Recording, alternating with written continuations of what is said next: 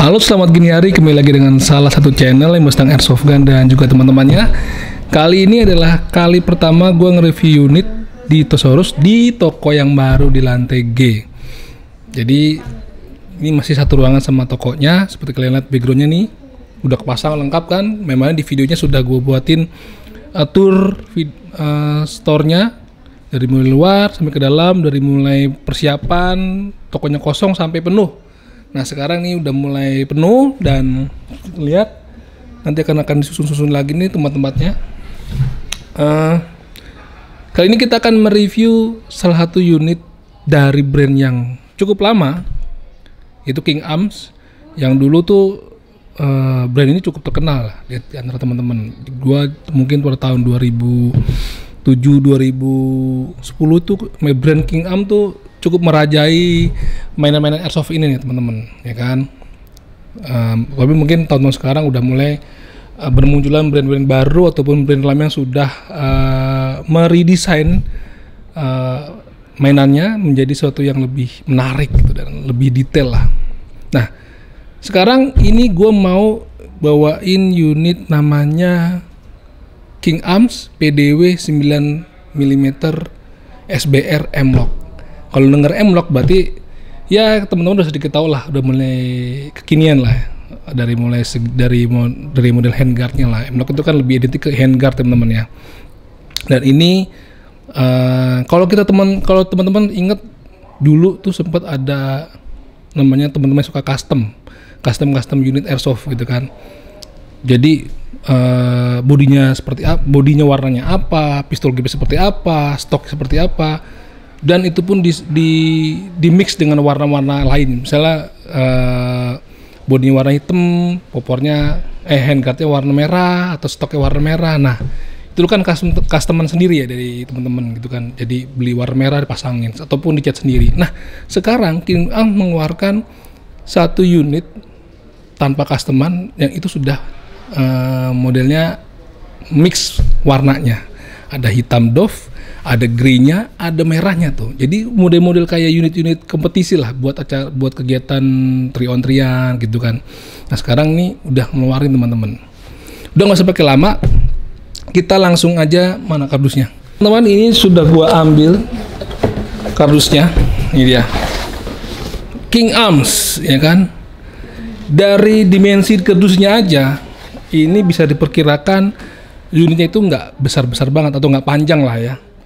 Jadi seperti gue bilang, unit ini seperti unit untuk kebutuhan kompetisi atau kebutuhan bermain airsoft gun di suatu tempat yang cukup sempit, nggak terlalu luas. Jadi ya cukup movable lah, atau apa ya, cukup enak buat kita bergerak atau movingnya karena nggak terlalu panjang, nggak terlalu berat juga. Terus pakai lama, kita langsung aja lihat unitnya.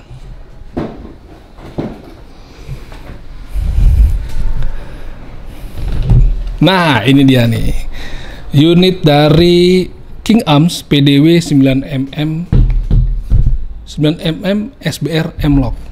Nah ini M-Lock nih. Gue bilang M-Lock itu selalu identik dengan handguardnya M-Lock ini. Yang tadi gue bilang kenapa juga seperti unit kompetisi, karena kalau kita ingat flashback ke belakang, tahun ke belakang tuh banyak teman-teman yang suka mix match warna-warna untuk unitnya untuk kebutuhan pertandingan. Nah ini kita beli udah ada, langsung sudah model-model ala-ala kompetisi gini. Lihat bagian stoknya nih, buat ada besinya yang warna merah. Ini juga nih charging handle, lalu aksesorisnya juga terbuat warnanya merah dipadu dengan warna grey atau babu dan warna hitam. Panjangnya ini sekitar 68 cm dan cukup ringan, beratnya mungkin nggak sampai 1,5 kilogram ya. Tuh, di bawah tangan satu aja cukup enteng. Jadi kalaupun teman-teman ketika berlari ataupun sambil menembak dengan tangan satu pun udah cukup nyaman nih.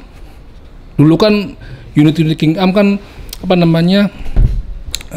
identik sama unit-unit besar ya kan, unit-unit yang mengikuti desain-desain dari railgunnya, banyak terbuat dari metal ya kan, panjang, jadi kadang-kadang untuk membawanya pun agak berat. dan agak ribet kalau udah masuk ke blusuk-blusuk ke semak gitu kan, atau ke ruang-ruang yang cukup sempit, itu kadang-kadang suka mentok-mentok, kecapean sendiri sebelum nembak karena berat gitu.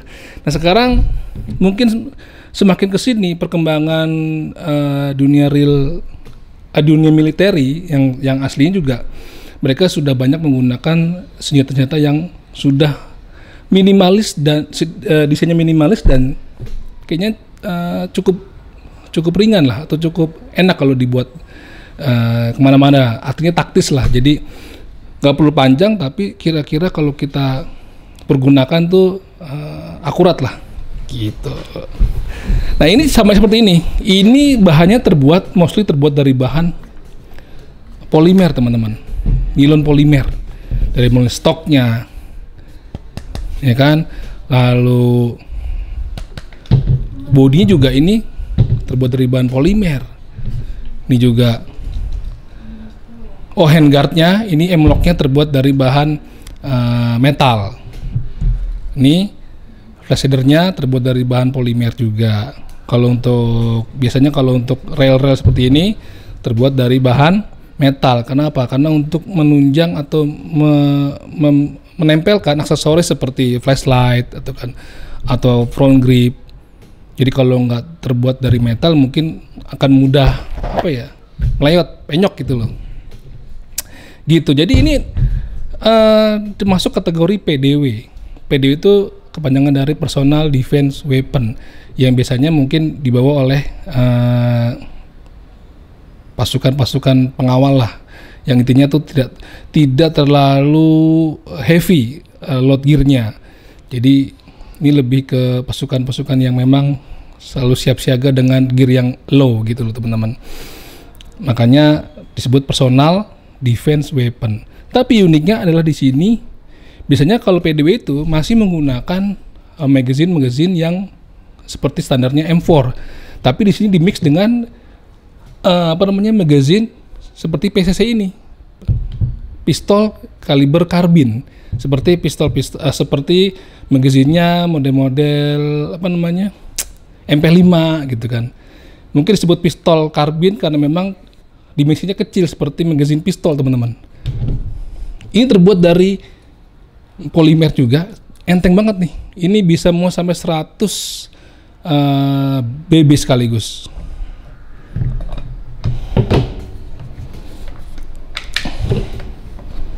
Kita lihat nih.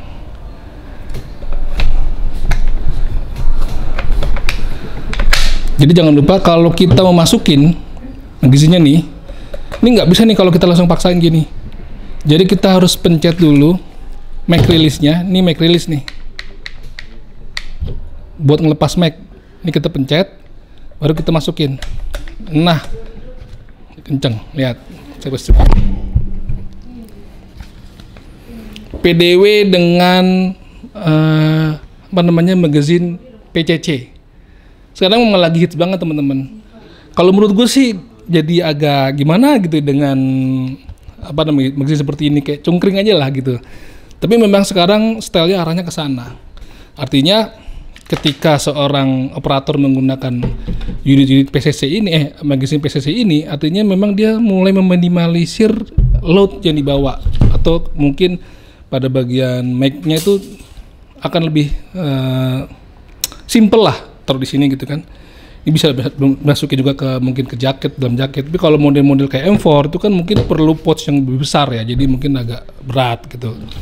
Pertimbangannya mungkin ke arah sana, kenapa sekarang itu lebih banyak unit-unit real steel itu menggunakan magazine PCC gitu.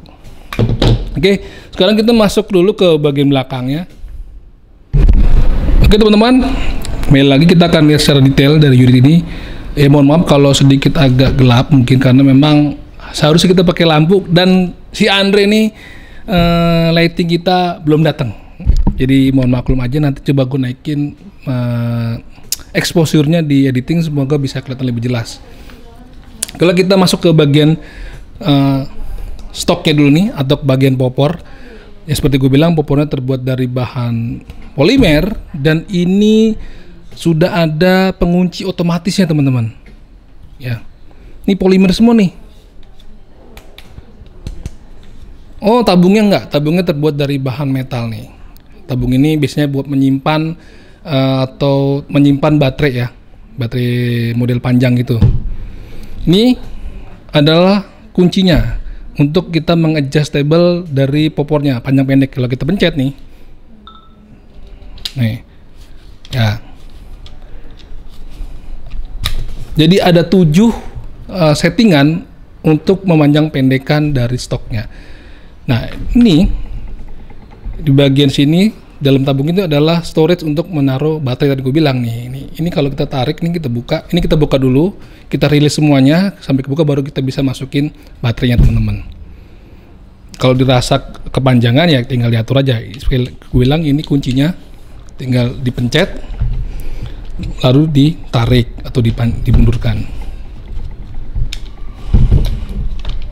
Ya, ketika kita ini pencet, ini akan melonggarkan penjepit dari besi dari stoknya. Tuh, ya kan? Ketika kita lepas, dia akan mengunci. Jadi sudah otomatis mengunci kalau kita lepas dari tombol adjustable-nya. Oke, sekarang maju ke bagian depannya. Ini ada charging handle dari metal tentunya. Ya, warnanya merah coy. Jadi cukup kontras dengan bagian bodinya ataupun stoknya. Oke. Nah, ini adalah hop up teman-teman. Untuk menaikkan hop up-nya. Jadi kita tarik, dia akan membuka, kita atur hop up-nya. Setelah selesai, kita lepas aja. Jadi menutup nih. Tuh. Dan di bagian bawahnya ini ada pistol grip, namanya ergonomic pistol grip. Kan, lihat desainnya nih, ada teksturnya. Dan ini juga terbuat dari bahan polimer. Karena ini adalah EG, tentunya di sini adalah storage untuk menaruh dinamonya. Gitu nih, kita buka lah. Buat teman-teman yang doyan airsoft gun tentunya udah hafal banget. Kalau elektrik ya tentunya bisa di sini buat motornya. Oke, maju lagi ke bagian bodinya. Di sini di bagian sebelah kanan tidak terlalu banyak marking, hanya marking selektor, dan ini pun tidak ambidex karena selektornya hanya ada di bagian di sisi sebelah kirinya. Nah, tuh. Oke, kita lihat dulu sebelah kanan ini. Di sini ada mag release. Jadi mag release-nya itu ada 2 teman-teman. Ada di bagian body dan ada di dekat trigger guard. Tuh, ini triggernya juga warna merah. Jadi kita bisa pencet. Nah, 2 nih. Tinggal enaknya aja teman-teman menjangkau mag release untuk melepaskan magazinnya. Sekali lagi gue ingetin, untuk memasang itu jangan dipaksa. Kalau kita nggak pencet mag release-nya, kita harus pencet dulu, baru kita bisa tekan. Kalau nggak bisa rusak nanti. Tuh. Ini cukup erat lah. Oke, sekarang kita balik ke sisi sebelah kiri. Tadi sebelah kanan tidak ada banyak marking dan hanya ada mag release-nya ya. Oke, sebelah kanannya, sebelah kirinya, di sini cukup ada beberapa marking yang cukup asik nih kalau kita lihat. Nih, ya, kelihatan nggak di kamera? Ada selektor. Ini ceritanya adalah bolt catch. Kalau di AEG, bolt catch itu biasanya hanya sebagai aksesoris saja. Misalnya kalau di unit GBBR, kalau kita pencet bolt catch-nya, ketika ini habis, ya kan, dia akan kebuka gini kan, akan kebuka, boltnya akan kebuka. Nah, untuk menggalikannya kita pencet bolt catch-nya, dia akan untuk kembali dan siap untuk ditembakkan. Lalu di depannya dari bolt catch ada marking lagi teman-teman, marking dari brand King Arms, kelihatan nggak? Nah gitu. Lalu maju, tadi gue jelasin, ini ada handguard dengan style M-lock. Nah, warna abu-abunya sendiri antara si handguard dan di bodinya ini juga berbeda warna. Yang ini agak metalik, yang ini agak doff. Jadi dalam satu unit itu banyak sekali mixing warnanya. Cukup menarik lah. cukup ngejreng kalau ketika lu main sama temen-temen di field lalu bawa unit ini, mungkin menjadi salah satu pusat perhatian teman-teman lu nih.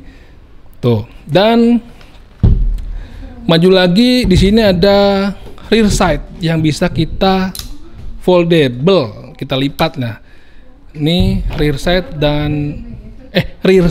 dan front sight. Yang belakang itu rear sight, teman-teman. Keduanya bisa kita lipat. Tuh, ini juga ada markingnya. Kelihatan nggak? Oke, lalu maju ke bagian flash header. Ini bisa kita buka. Coba ya, tes dulu ya. Ini gue juga ada. Oh nih, ini terbuat dari bahan polimer, teman-teman, flash headernya. Dan bisa dilepas kalau teman-teman mau menggunakan suppressor ataupun muzzle model lain, itu bisa, asal sesuai dengan dratnya. Ya, ini kayaknya dratnya CCW seperti arah jarum jam, teman-teman. Kalau enggak, jadi drat itu ada CCW, ada CW doang. Jadi jangan dipaksa kalau emang nggak bisa masuk, nanti dratnya rusak, repot, lu nggak bisa masukin flash headernya, coy. Gitu. Aku jadi ribet nih. Dan FPS dari unit ini sebesar, kalau dari tertulis di bukunya itu sebesar 360 fps, teman-teman. Udah cukup aman buat kita main bersama teman-teman dan standar dari peraturan permainan airsoft gun di Indonesia, 360 fps. Gitu. Ya, sekali lagi unitnya tangan satu aja gue cukup kuat nih berlama-lama. Jadi kalau teman-teman mau main sekarang ini kan permainan airsoft gun sudah banyak ya yang ada di mall ya ataupun di tempat-tempat indoor gitu kan. Mungkin zamannya bergeser. Dulu mungkin kita mainnya di hutan ataupun di kebun-kebun yang mungkin jarak antar musuh itu cukup jauh dijangkau. Makanya dulu unit-unit airsoft gun itu panjang-panjang. Ya kan? Inner barrelnya panjang-panjang, jadi jauh-jauhan nembak. Kalau sekarang karena memang banyak bermain di dalam indoor, ya mungkin kebutuhannya jadi desainnya mulai disesuaikan dengan kebutuhan permainan-permainan dalam indoor ataupun ruangan. Gitu. Oke dulu teman-teman, demikian dulu review unit dari King Arms 9mm SBR M-Lock. Gitu. Jangan lupa, jangan cuma ditontonin doang, tapi juga di subscribe dan jangan lupa dibeli, coy. Jangan cuma nanya doang. Nanya boleh, tapi kumpulin duit juga buat beli. Gitu. Salam jajan.